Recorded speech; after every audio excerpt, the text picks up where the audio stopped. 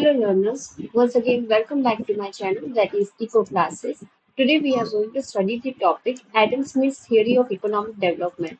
Dear students, let me tell you that this is the theory which is really very important for your NET examination along with other competitive exams.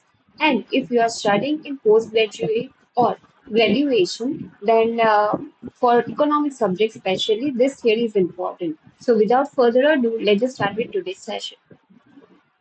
Today we are going to study the classical theories of development, and in that the very first one, that is Adam Smith's theory of economic development. As you can see on the screen, Adam Smith is regarded as the foremost classical economist. Now friends, as we all know that Adam Smith is the only person or renowned educationist who is also known as father of economics, right? So, when we are talking about classical economists and the theories associated with it, the very first name that comes to our mind is Adam Smith.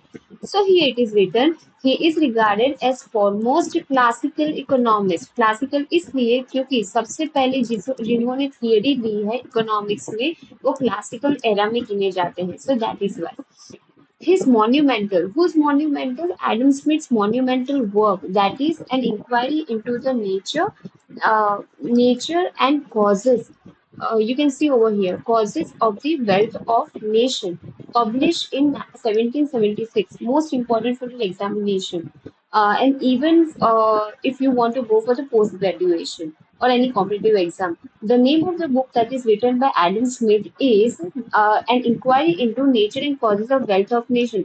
जब भी हम किसी को कहते हैं कि Adam Smith की book का नाम बोलो तो सब वेल्थ ऑफ नेशंस बोलते हैं, लेकिन पूरा नाम है an inquiry into the nature and causes of wealth of nation. पूरा नाम ये है और ये कब पब्लिश हुई थी? 1776 में.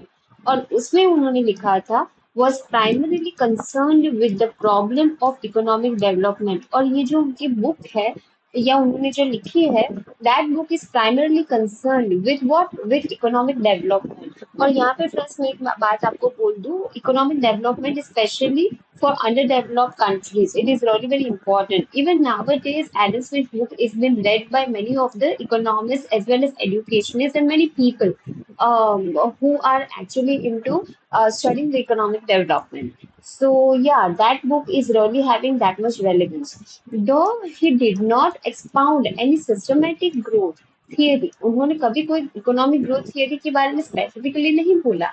Yet a coherent theory मतलब एक related आप aspect बोल सकते हो, has been constructed by latter day economists which is explained below. So one by one we will be understanding more into detail, and इस बार हम डिटेल में ये पढ़ेंगे ताकि आपको अंडरस्टैंडिंग अच्छे से हो पाए.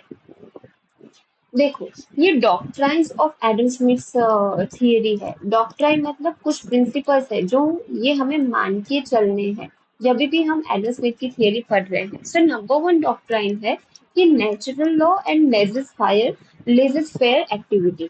लेजिस फेयर एंड नेचुरल लॉ क्या है उसके बारे में हम पढ़ते हैं. Number one, Adam Smith believed in the doctrine of natural law in economic affairs. Doctrine मतलब principle. तो ये कुछ प्रिंसिपल्स इनकी थियरी में जो हमें मान के चलने हैं अगर उनकी थियरी एक्चुअल में इकोनॉमिक डेवलपमेंट की ओर समझनी है तो पहली उन्होंने बोली है नेचुरल लॉ. नेचुरल लॉ मतलब कि whatever is happening for the self interest, the person, or if the person or the country or any particular individual wants to do and achieve his dream, then he or she is totally free, or the country is totally free to do so without any interference. So that is why natural law, natural flow में सब होना चाहिए without any interference. Second point उन्होंने बोला है he regarded every person as the best जज of his self interest. इसलिए मैंने हाईलाइट किया है, देखो self interest who should be left to pursue it to his own advantage. मतलब कि खुद के भलाई के लिए जो भी इंसान को जो करना है वो कर सकता है, वो फ्रीडम है. In pursuance of this each individual was led by an invisible hand. ये मोस्ट इंपॉर्टेंट है एग्जाम के लिए. इनविजिबल हैंड का मतलब ना उन्होंने कॉन्सेप्ट दिया है विच गाइडेड मार्केट मैकेनिज्म, मतलब कि मार्केट को चलाने के लिए इनविजिबल हैंड मतलब अपने आप ही सब कुछ ठीक हो जाता है, हमें कोई इंटरफेरेंस की जरूरत नहीं है, ऐसा उन्होंने कहा है।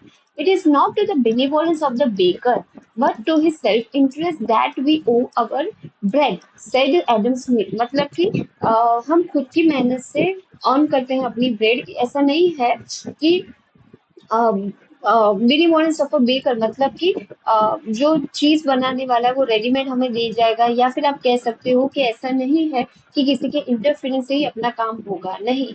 We are self dependent, self reliant, we are actually capable enough, or the country is capable enough, the economy is capable enough to actually gain or attain or achieve strength on its own rather than anyone's interference। यहाँ anyone's interference क्यों मैं बोल रही हूँ अभी आपको समझ आएगा।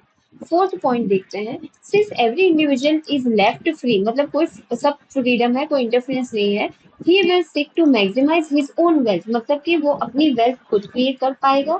And therefore all individuals if left free will maximise aggregate wealth, मतलब कि कोई इंटरफेरेंस के बिना अगर इकोनॉमिक डेवलपमेंट हो, कंट्री खुद हो, इकोनॉमी हो, या फिर इंडिविजुअल की खुद की लाइफ क्यों ना हो, वो मैक्सिमाइज करेगा अपनी वेल्थ या अर्न करवाएगा अपनी वेल्थ और आगे बढ़ पाएगा अपने आप, यानी कि किसी के इंटरफेरेंस या किसी के ऊपर डिपेंडेंट हुए बिना।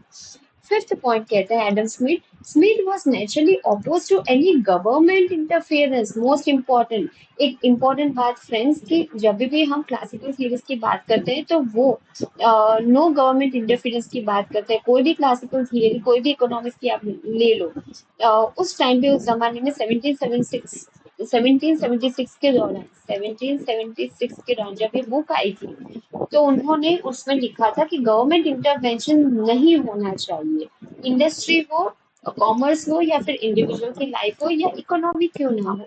क्यों ऐसा? क्योंकि गवर्नमेंट इंटरफेरेंस होगा तो आप फ्रीडम के साथ काम नहीं कर पाओगे, तो उन्होंने ये एक बड़ा ही ऑपोज किया था कि गवर्नमेंट के इंटरफेरेंस होना ही नहीं चाहिए। And sixth point, he was a staunch free trader, वो फ्री ट्रेडिंग में मानते थे, ट्रेडिंग मतलब import export. And advocated the policy of laissez faire, laissez faire most important है। क्यों ऐसा? क्योंकि इन इकोनॉमिक अफेयर्स, यानी कि पैसे की अगर बातचीत हो रही है या लेन देन की बातचीत हो रही है, ट्रेडिंग की बात हो रही है, इम्पोर्ट एक्सपोर्ट की, तो उसमें गवर्नमेंट इंटरफेरेंस ना ही हो तो बेटर है, क्योंकि जितना गवर्नमेंट इंटरफेरेंस होगा आपका फ्री हैंड नहीं रहेगा उतना, मतलब कि आप इतना फ्री विल से काम नहीं कर पाओगे, आप मतलब कंपनी हो या कोई इंडिविजुअल हो, कुछ भी। The invisible hand, the automatic liberating mechanism of the perfectly competitive market tended to maximize national wealth, मतलब कि according to Adam Smith, my friends, invisible hand मतलब खुद से ही automatically economic development होता है गवर्नमेंट के इंटरफेरेंस के बिना। So that is why ये उनका फर्स्ट प्रिंसिपल है, ये डॉक्ट्रिन है, natural law and laissez faire. दूसरा देखते हैं, division of labor. Now you can see over here. What do we mean by division of labor? You must have studied in class 11th and 12th. Division of labor करके आता था. What is division of labor? As you can see on this page, division of labor is the starting point of Smith's theory of economic growth. मतलब economic growth करनी है तो division of labor, division मतलब कि divide करना है काम, और किन के बीच? तो laborers के बीच, workers के बीच, and that results in the greatest improvement in the productive powers of labor। ये बहुत इंपॉर्टेंट बोला है, मतलब कि लेबरर्स रखे, वर्कर्स रखे, तो उनको उनके अंदर स्पेशलाइजेशन, या आप कह सकते हो कि एफर्ट्स अगर ज्यादा बढ़ाने हैं, प्रोडक्टिविटी बढ़ानी है, तो उनको प्रॉपरली उनकी स्पेशलाइजेशन, उनके मतलब एबिलिटी के हिसाब से उनको काम दो। एक एग्जांपल देती हूँ, एक आईटी इंजीनियर है, आईटी इंजीनियर समझते हो, कंप्यूटर इंजीनियर। अब उसको आप कंप्यूटर रिलेटेड वर्क दो अपनी कंपनी में तो वो बहुत अच्छे से कर पाएगा, because he has specialise in it, he has got education in it. But अगर आप उसको वॉल धोने का काम दे दो, मशीन धोने का काम दे दो, तो वो नहीं कर पाएगा, उसकी स्किल्स उसमें नहीं है। I hope you understand that. So Adam Smith was of the opinion that division of labor should be there in the company, and that too according to his or her specialization. Adam Smith attributed this increase in productivity, increase in productivity मतलब कि ability के हिसाब से काम दोगे तो क्या होगा, number one to the increase in the dexterity of every worker, मतलब कैपेबिलिटी बढ़ेगी एवरी वर्कर की। Second, to the savings in the time to produce goods, time save होगा in the manufacturing activity because the person is already specialised. Third, to the invention of large number of labor saving machines, that means whatever machines we are using, as the person is already specialized, properly optimum utilization of machines will happen. The last cause of increase in productivity stems not from labor but from capital, मतलब कि machines, say for example 5 laborers are hired by your company and you are having 5 machines, then it will be really very easy for yourself to increase the productivity of production activity within specified time, right? So here it is said that capital, it arises from capital. Machines से कैसे आएंगे, अपने आप तो नहीं आएंगे, capital required होगा, तो प्रॉपर कैपिटल होगा आपके पास, देन ये सब हो पाएगा। इट इज, आगे कहते हैं, it is improve technology, improve technology, that means more use of machines or any instruments that helps you in increasing your production activity, that leads to division of labor and the expression of the market. But what leads to division of labor is a certain propensity in human nature, कहते हैं propensity to you can say propensity to barter, uh, track and exchange one thing for another. Division of labour however depends upon the size of the market, मतलब कि जितने manufacturing activity के लिए labourers चाहिए, machines चाहिए, so that totally depends upon the market mechanism, market situation. One of his famous saying, Adam Smith saying, is the division of labor is limited by the extent of the market.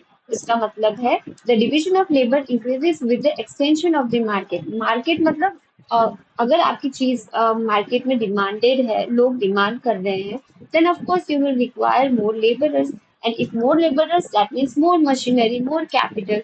So everything like this is dependent upon the market mechanism. That's what Adam Smith is trying to say. Division of labour आप करोगे, लेकिन labourers की demand कब होगी, जब आपकी चीज की डिमांड होगी मार्केट में, और चीज का प्रोडक्शन के लिए आपको मशीन चाहिए, कैपिटल चाहिए. So that is why for this purpose expansion of commerce and international trade, मतलब कि कैपिटल के लिए आप कहाँ से पैसे लाने पड़ेंगे, तो आपकी चीजें ज्यादा सेल करो इंटरनेशनल मार्केट में भी, और सेलिंग बढ़ाओ, एंड स्पेशली वो बेनिफिट होगा. With the increase in population, population increase होगा तो ट्रांसपोर्ट फैसिलिटी भी बढ़ेगी, and there is bound to be greater division of labour and increase in the capital, उस हिसाब से प्रॉफिट भी हो पाएगा कंपनी. फिर कहते हैं third doctrine, that is process of capital accumulation. Adam Smith ने बात की है प्रोसेस ऑफ कैपिटल एक्यूमुलेशन की. What is it? Adam Smith however emphasized that capital accumulation must precede the introduction of division of labor.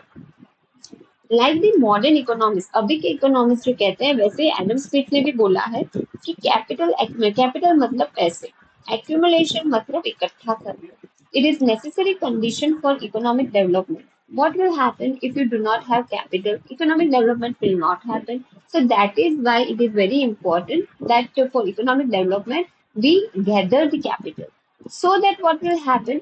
So the problem of economic development was largely the ability of the people to save more and invest more, which indicates that if the capital requirement in the economy is there, then people will try to save more as well as invest more in the country, and economic development will happen. आगे कहते हैं the rate of investment was determined by what? By rate of saving. That means investment कैसे आप पता चल पाएगा, determine कैसे करोगे, तो सेविंग्स के हिसाब से. एंड सेविंग्स में इन्वेस्टेड इन फुल, जितने पैसे कमाते हैं वो लोग सेव करते हैं पूरे के पूरे, तो उस हिसाब से. But almost all savings result from capital investment और द रेंटिंग ऑफ लैंड. से फॉर एग्जाम्पल आपने कोई लैंड ली है, उसको रेंट पे कर रहे हो, या आप वो पर्टिकुलरली रेंट दे रहे हो, तो उस हिसाब से आप कैसे कह सकते हो कि कैपिटल इन्वेस्टमेंट जितनी भी है वो सेविंग्स में चली जाएगी. So that is the thing. So only capitalist and landlords were try to hold और आर केपेबल ऑफ सेविंग. कहने का मतलब है एडम स्मिथ जब कहते हैं कि सारी इन्वेस्टमेंट, सारे कैपिटल जितने भी आपने इकट्ठा किए हैं वो सेविंग्स में जाएंगे, पर एक्चुअल लाइफ में तो ये पॉसिबल नहीं है. क्यों? क्योंकि कहा जाता है कि कैपिटलिस्ट जो कि प्रॉफिट ही देखते हैं, जो कि खर्चा कम करके प्रॉफिट ज्यादा कमाने की बात करते हैं, प्रोड्यूस मोर करने की बात करते हैं। तो रियल लाइफ में सिचुएशन देखो तो only the capitalist are the person और द लैंडलॉर्ड्स जिनके पास बहुत सारी लैंड है और उसके ऊपर रिसोर्सेज प्रोड्यूस करते हैं। तो कैपिटलिस्ट और लैंडलॉर्ड ही वो है जो केपेबल है कि सारी की सारी इनकम जो है वो सेविंग्स में डाले। बाकी तो जो लेबरिंग क्लास वाले हैं, वर्कर्स है, वो बेचारे सबसिस्टेंस लेवल पे चलते हैं, मतलब कि they are incapable of saving. जो आज कमाया वो खाने में डाल दिया, तो सेविंग्स कहाँ से होंगे? सो that is the thing. So this is the thing that we have to understand. This belief was based on the iron law of wages. Iron law of wages क्या है? It indicates that capitalist structure में, economy में, all those industrialists or the company owners or the landlords are focusing upon the profit making, whereas they are exploiting the workers. And workers का क्या होता है कि वो सेव नहीं कर पाते क्योंकि वैसे भी कम मेहनत बहुत करते हैं लेकिन कम पैसा कमाते हैं और वो सारा स्पेंड हो जाता है लाइफ में। So less saving they are able to do, or in fact no saving is been happen on workers level. The classical economists also believe in the existence of wage fund. इसलिए ये classical economics में wage fund होना चाहिए उसी की भी बात की है। The idea is that wage tend to equal the amount necessary for subsistence of labor. Subsistence मतलब कि जो लाइवलीहुड को चला पाए लेबरर्स का, तो उस हिसाब से उतना तो उनको मिलना चाहिए। फिर कहते हैं total wages fund at any time becomes higher. Total wages fund मतलब कि वर्कर्स को देने का जो वेज है वो एक फंड जो कंपनी वाले करते हैं, वो अगर ज्यादा हो जाए सबसिस्टेंस लेवल से, जो जरूरत है उससे थोड़ा ज्यादा वेज उनको दो, तो लेबर फोर्स विल इंक्रीज। तो क्या होगा?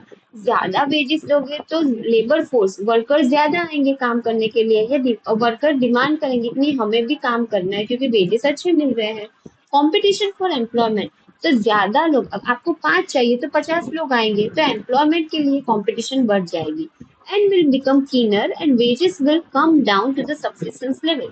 फिर क्या होगा? 5 चाहिए और 50 लोग आए हैं तो वेजेस आप ज्यादा दे रहे थे इसलिए आ रहे थे, फिर वापस से आप एक मिनिमम लेवल पे, सबसिस्टेंस लेवल पे, जो नॉर्मल है वो लेवल पे आप वापस आ जाओगे। In such a situation, some of the workers will find it difficult to pull on below. और ऐसी सिचुएशन में क्या होगा कि बहुत सारे वर्कर्स हैं, उनको आप कम दोगे या जितनी मिनिमम चाहिए वेजेस उससे भी आप कम दोगे, तो वो बेचारे को बहुत दिक्कत हो जाएगी to accustom normal living standards, normal standards से जीने के लिए भी। They will therefore be unable to marry और ब्रिंग अप देयर चिल्ड्रन। फिर वो क्या करेंगे? फैमिली स्टार्ट नहीं कर पाएंगे, because if the number of people in the family increases, then it will be really very difficult for the laborer or the worker to manage everything.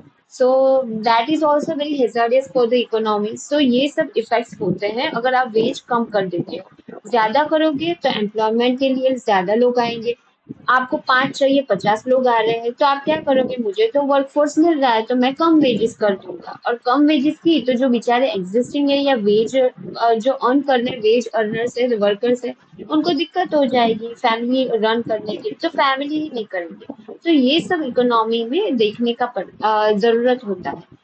The working force will be reduced and competition among the capitalists for employing workers would tend to raise the wages. फिर धीरे धीरे वापस से वही veg और labourers का criteria बढ़ता रहेगा या कम होता रहेगा, उस तरीके से सबसिस्टेंस लेवल पे आ ही जाएगा।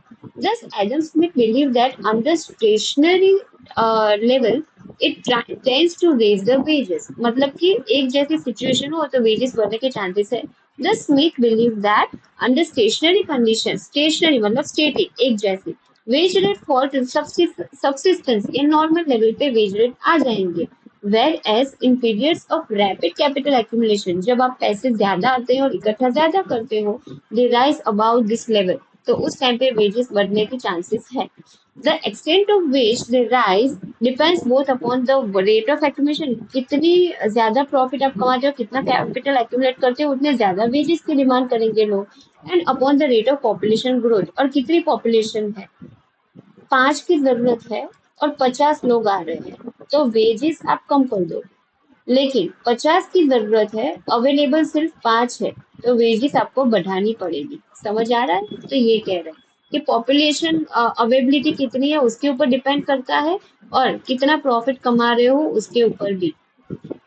अगर प्रॉफिट 120% कमा रहे हो तो लोग वेजेस ज्यादा मांगेंगे। अगर आप प्रॉफिट 30% ही कमा रहे हो तो वेजेस नॉर्मल या कम मांगेंगे। So it is that one. The wages fund was however built up of savings and was utilized for hiring labor through investment. Adam Smith believed that savings found their way into investment more or less, मतलब कि savings का कुछ ना कुछ relation investment के पास है, ज्यादा और थोड़ा ऑटोमेटिकली वो सब सेट हो जाता है।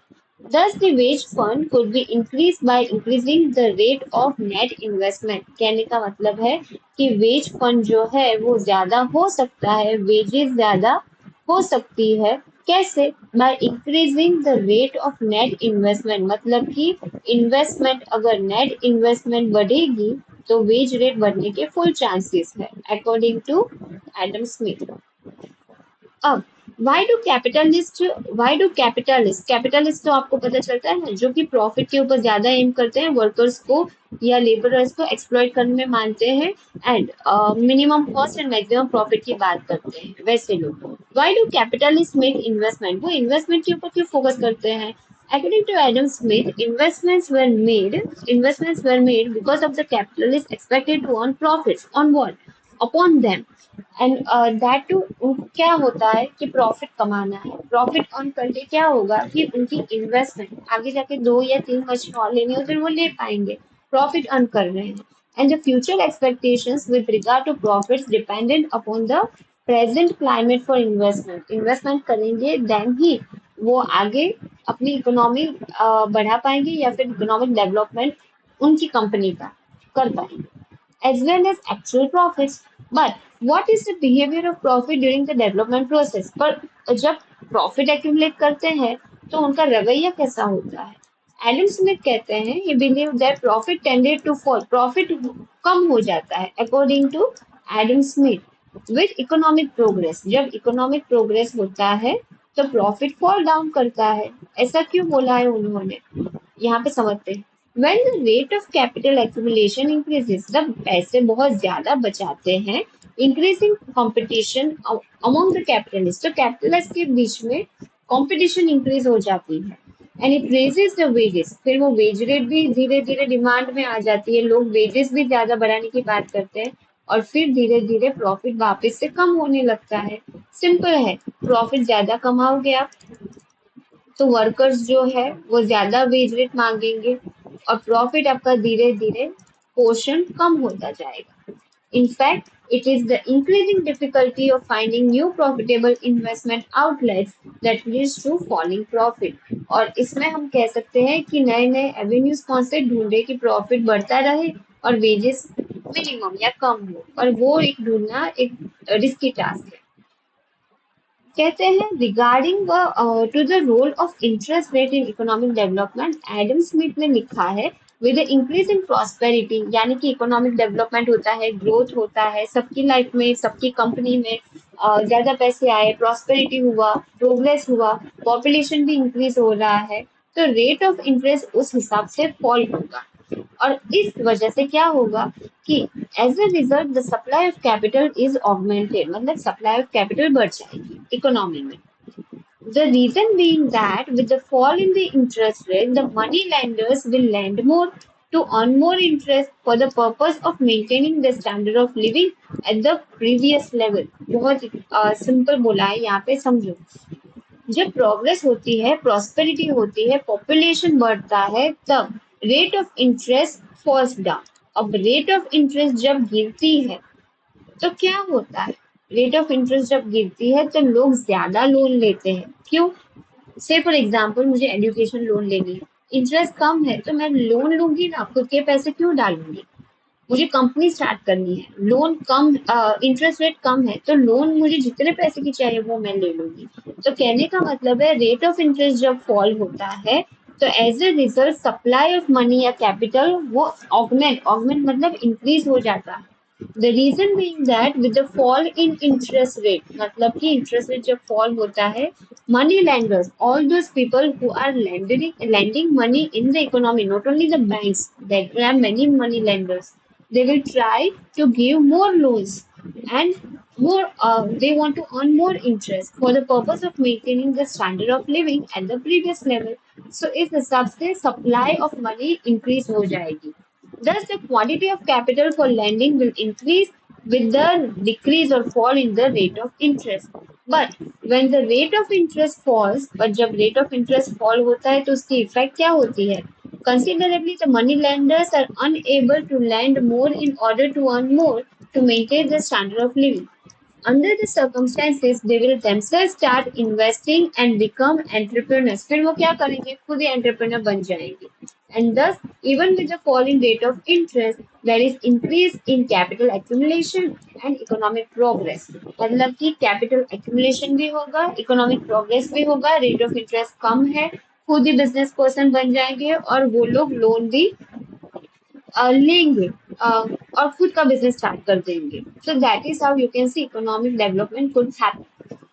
और जब तक हम रेंट की बात करते हैं, so far as rent is concern, Smith believe that economic progress क्या इन्वॉल्व करता है? Rise in money as well as real rentals and rise in rental share of national income. मतलब रेंट पे ली हुई चीज नेशनल इनकम में contribute करती है. This is because the interests of owners are closely connected with the general interest of the society. Rent ज्यादा आएगा तो obviously you are going to rent और लीज द लैंड. सो उसी की बात की गई है. एजेंट्स ऑफ ग्रोथ, ये हमारा है अनदर डॉक्ट्रिन या principle, that is I think fourth one. According to Adam Smith, farmers है, प्रोड्यूसर्स हो गए, बिजनेस पर्सन हो गए, are the agents of economic progress. That is very true. Farmers ही नहीं होंगे, प्रोड्यूसर जो चीजें नहीं बनाएंगे, बिजनेस पर्सन जो कंपनी या कॉर्पोरेशन ही चलाएंगे, तो इकोनॉमिक प्रोग्रेस कैसे होगी? ये सारे एजेंट्स हैं. It was free trade enterprise. Free trade मतलब without government interference and competition that led. क्योंकि गवर्नमेंट इंटरफेरेंस नहीं करती तो फार्मर्स प्रोड्यूसर्स बिजनेस पर्सन अपने हिसाब से मार्केट को एक्सपांड करते हुए अपने प्रोडक्ट बनाते हैं और बेचते हैं और पैसे कमा के सबको रोजगारी देते हैं, सबका स्टैंडर्ड ऑफ लिविंग बढ़ाते हैं, इकोनॉमिक डेवलपमेंट होता है और उस हिसाब से कंपटीशन भी मार्केट में बनी रहती है. It made the economic development possible. The function of this three are inter.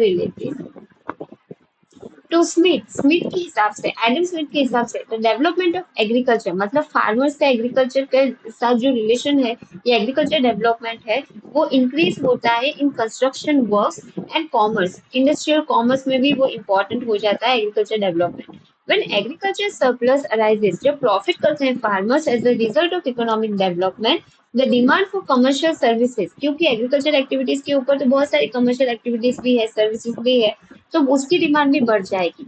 And manufactured articles also arise. Say for example, food packaging industry.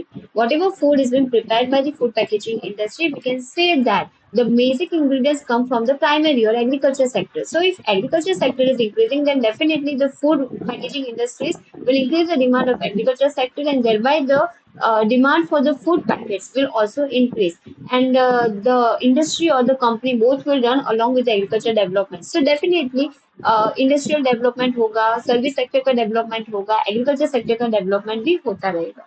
This leads to commercial progress. Commercial मतलब profitable progress and the establishment of manufacturing industries. फिर machinery based industries का advancement भी हो जाएगा. On the other hand, the development leads to increase in agriculture production when farmers use advanced production techniques. Nowadays, even the threshers, then drone, then the harvesting techniques, even the irrigation techniques, etc., are modern economic agriculture techniques are used for increasing the agriculture productivity. Earlier, all those were not there. But earlier, bullocks and animals were used. But nowadays, with the advanced technology, agriculture production is possible. Thus, capital accumulation and economic development takes place due to the emergence of the farmer and the producer and the businessman. So, all these three parties are interlinked for the economic developments. That's why they are called as agents of economic progress. Then, another fifth doctrine is process of growth. taking institutional, political, and natural factors for granted. Adam Smith started from the assumption that a social group, that means that एक particular social group जो societal group है, we may call it as a nation. Slowly steadily eight micro level पे आप देखो धीरे धीरे जब आगे बढ़ता है सब then only the as a whole economic development could be possible and we will experience a certain rate of economic growth that is accounted for increase in numbers and series. So that was about how the economic development is possible. Then another doctrine is stationary state. What is stationary? That is a static one, a constant one. Adam Smith always proposed, or you can say, gave the principle of stationary state of economic development. This progressive state is not endless. It ultimately leads to a stationary state. It is the scarcity of natural resources that finally stops the growth. Say, for example, natural resources are not available in our economy, then of course economic development or growth is not possible. So here it is said that scarcity हो जाती है natural resources की तो growth होना एक बंद हो जाता है. In such an opulent state, criteria ऐसा है कि ऐसे प्रकार की situation में the competition for employment would reduce wages. इतनी ज्यादा जॉब कॉम्पिटिशन हो जाएगी तो वेजेस रिड्यूस हो जाएंगे और नॉर्मल लेवल पे आ जाएंगे and competition among business person would bring profit ज्यादा वो प्रॉफिट कमाएंगे और एज लो एज पॉसिबल. एक एग्जांपल देती हूँ. ज्यादा लोग काम पे आते हैं आपके यहाँ पे 5 की जरूरत है 500 अवेलेबल है तो आप वेजेस कम कर दो फिर भी वो आने ही वाले हैं because they are unemployed and they want to work. So wages जब आप कम दोगे तो आपका प्रॉफिट इंक्रीज हो जाएगा. So that is this one. So he is of that opinion. देखो यहाँ पे ये पर्टिकुलर डायग्राम से we are understanding it but before that let's just understand this. According to Adam Smith, the stationary state is dull. Stationary state मतलब एक particular point के बाद development रुक जाती है, डिक्लाइन हो जाती है. Melancholy. Life is hard in the stationary state for the different sections of the society and miserable in the declining state. All this happens in a free trade market that is without government interference. You could see in the diagram. On x-axis we have the factor time. On y-axis we are having dx upon dt. What is it? Here we can see after t point, that is this one. After t point, the economy reaches the stationary state linked to s, as that is this one, stationary state, where further growth does not take place because wage rise so high that profits become zero and capital accumulation stop. कहने का मतलब है ये जब wages हम बढ़ाते हैं तो पहले पहले तो बढ़ती है शुरुआत में. With the time production also increases. Output जैसे इंक्रीज होता है वैसे वैसे आप देखो वेजेस और इकोनॉमिक ग्रोथ सब कुछ इकोनॉमिक ग्रोथ वेजेस प्रोडक्शन सब कुछ बढ़ रहा है. बट ये एक पर्टिकुलर एस पॉइंट है जिसके बाद ये देखो ये स्टेगनेंट हो जाता है स्टेटिक हो जाता है. ये क्या है? Economic growth. और फिर इसके बाद ये ढलान में आ जाता है मतलब कि इट विल स्टार्ट डिक्लाइनिंग. इसका कहने का मतलब है ये डिक्लाइन फेज में कैपिटल आप जो है वो कम कर दोगे एक्यूमुलेट करना या फिर इकट्ठा करना. प्रॉफिट भी आपके कम हो जाएंगे. क्यों? क्योंकि लेबरर्स डिमांड करेंगे ज्यादा वेजेस. आपने कैपिटल कमाया है ज्यादा तो वेजेस आप ज्यादा दो. प्रॉफिट कम हो जाएगा आपका. कैपिटल आप उतना एक्यूमुलेट नहीं कर पाओगे इतना सेव कर नहीं पाओगे. तो उस हिसाब से इकोनॉमिक ग्रोथ जो अल्टीमेटली है वो स्टेटिक पॉइंट के बाद डिक्लाइन हो जाएगी. ठीक है. सो that is all about static phase. Merits of this Adam Smith theory. In particular, Adam Smith pointed out the importance of parsimony in saving and capital accumulation. Most important है कि ये theory में savings की बात की है and capital accumulation इकट्ठा करना कैपिटल को इन्वेस्टमेंट के लिए उसकी बात की है. फिर बोला है इम्प्रूव टेक्नोलॉजी यूज करो तो आप कह सकते हो प्रोडक्टिविटी बढ़ जाएगी प्रोडक्शन ज्यादा कर पाओगे. मैन्युअली करोगे तो 10 घंटे में 4 चीज बना पाओगे. मशीन यूज करोगे तो 10 घंटे में 1000 चीज बना पाओगे. सो इम्प्रूव टेक्नोलॉजी की बात की है. डिवीजन ऑफ लेबर आप जिसमें केपेबल हो वो काम आपको दिया जाए तो आपकी प्रोडक्टिविटी बढ़ेगी. एक्सपांशन ऑफ मार्केट चीजें ज्यादा बना पाओगे production end of the process of balance growth की बात की गई है इन द इंटरडिपेंडेंस। फार्मर्स अगर ज्यादा काम करेंगे, एग्रीकल्चर प्रोडक्शन बढ़ाएंगे, मॉडर्न टेक्निक एग्रीकल्चर में यूज करेंगे, तो ट्रेडर्स भी बढ़ेंगे, इंडस्ट्री भी बढ़ेगी। वो जो चीजें बनाते हैं, जो प्रोडक्टिविटी एग्रीकल्चर के ऊपर डिपेंडेंट है, उनकी भी बढ़ेगी, एग्रीकल्चर बढ़ेगा, इंडस्ट्री बढ़ेगी, प्रोड्यूसर्स भी उस तरीके से बढ़ जाएंगे, इकोनॉमिक डेवलपमेंट पॉसिबल है। Now let's just understand the demerits of Adam Smith's theory. The very first one, that is rigid division of society.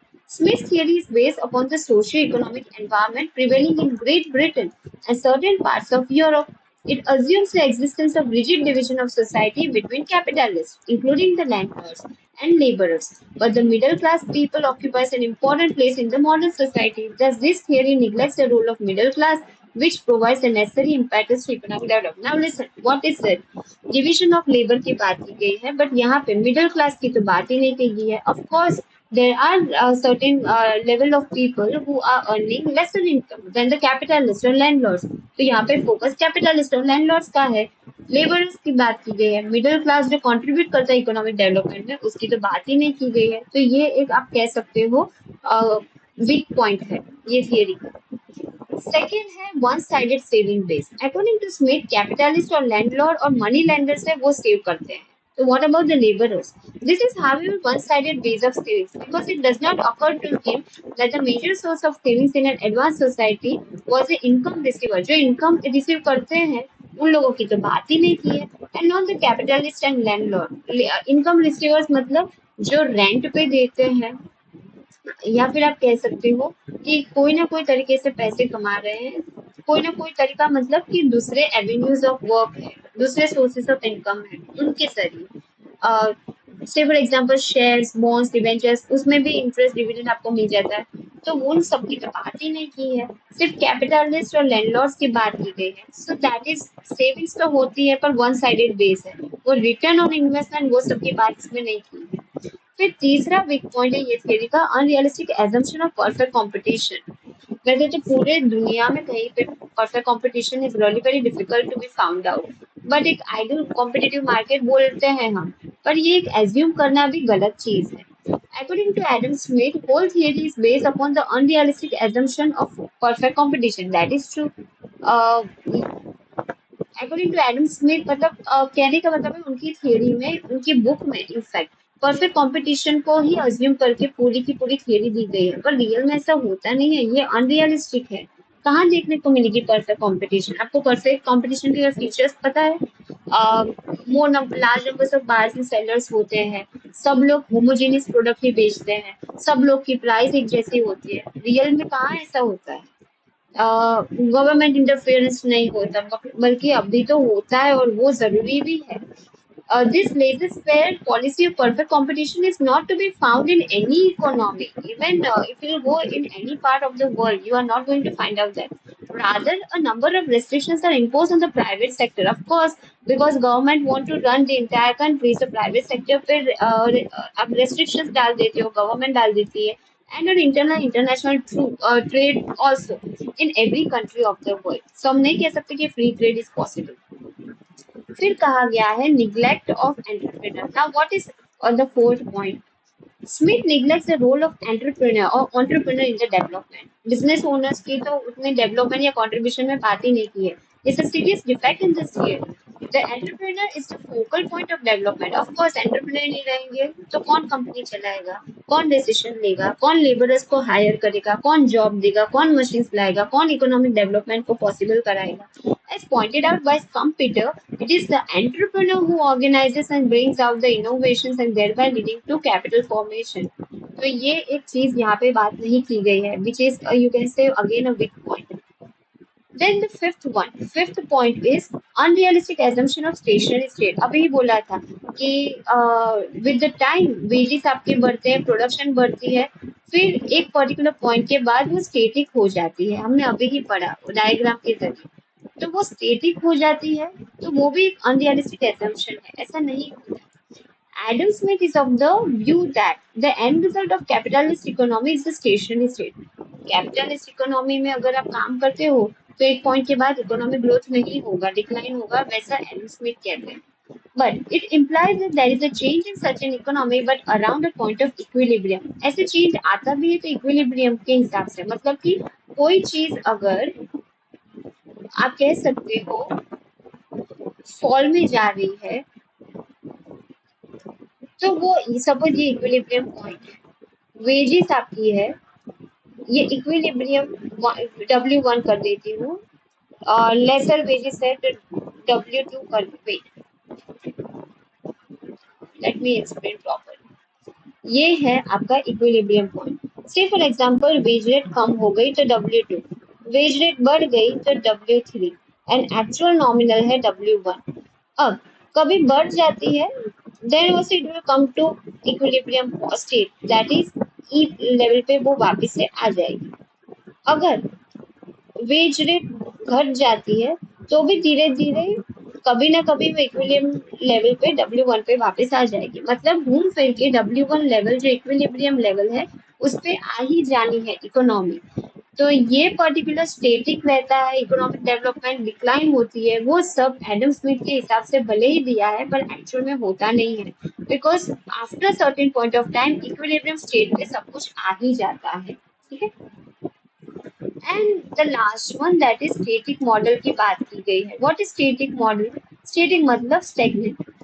According to Higgs Smith model, Adam Smith का जो model है, though it looks like a growth model, दिखने में तो growth model ही लगता है, capitalist की बात की गई है, फार्मर्स प्रोड्यूसर्स लैंडलॉर्ड्स की बात की गई है, ग्रोथ मॉडल लगता है पर एक्चुअल में वो है नहीं। क्यों ऐसा है? क्यों नहीं हम कह सकते कि ये एक्चुअल में है? The thing is that modern sense में बात करो तो बहुत सारे इसमें आप लैकुना एरियाज देखते हो। It does not exhibit a sequence, कोई सीक्वेंस ही नहीं दिया गया है। सो इसी वजह से ये एक स्टैटिक मॉडल है। सुनने में थियोरेटिकल अच्छा है, बाकी इम्प्लीमेंटेशन में ये कभी कभी काम नहीं करता। फिर एडम स्मिथ की हम समरी देख लेते हैं। Adam Smith theory of economic development applicable कैसे है ये अंडर डेवलप्ड कंट्रीज के लिए, उनकी बुक या फिर ये theory. Adam Smith theory has limited applicability in the under developed nation. Economic development की बात कर रहे हो अगर आप अंडर डेवलप्ड कंट्रीज के लिए, जो लेस डेवलप्ड कंट्रीज है, तो ये इसकी लिमिटेशन आ जाती है कभी कभी, because the size of the market is generally small. Under development तो ऑलरेडी स्मॉल होगा market size. A small market reduces the incentive for investment, तो उसमें इन्वेस्टमेंट भी कम होगा और इकोनॉमिक ग्रोथ भी कम ही होगा, तो कैपिटलिस्ट और वो सब की तो बात यहाँ पे लागू ही नहीं पड़ती। Why is market small? तो एक तो सबसे पहले तो low productivity leads to low income, production ही कम है भाई, तो प्रोडक्टिविटी ही कम है, लेबरर्स ही कम है, उनकी स्पेशलाइजेशन कम है, सो of course your income will also be lower. Second, low income results into low savings. So what will happen? Your savings will also get lower. Lower savings will lead to lower investment. So what will happen? Investment will ultimately fall down or will get lower. Low investment से productivity वापस से लो हो जाएगी, specialisation नहीं हो पाएगा आपके अंदर, या आप कह सकते हो डिविजन ऑफ लेबर कम वो डिक्लाइन स्टेज में या फिर इनइफेक्टिव बन जाएगा। तो मतलब कि प्रोडक्टिविटी जो आपकी है वो वंस अगेन कम हो जाएगी, आप मशीन नहीं ला पाओगे, आप कैपिटल इतना नहीं अर्न कर पाओगे, प्रॉफिट इतना नहीं है, लेबरर्स कम लोगे, अनएम्प्लॉयमेंट बढ़ जाएगा, ऐसा सब। Thus, a vicious circle of poverty will be created. Limitations की बात करें तो Smith emphasize laissez-faire, that is minimum government intervention अथवा no government intervention. In developing countries, perfect competition is often absent. ये तो बहुत important है, perfect competition देखने को कहाँ मिलती है? मोनोपोलीज है, मार्केट इम्परफेक्शंस है, वो एग्जिस्ट करता है और उन्होंने बोला है परफेक्ट मार्केट होता है, तो एक्चुअल में नहीं है ऐसा। Therefore, government intervention becomes necessary for development. Otherwise, exploitation बढ़ जाएगी। So that is why government intervention is important.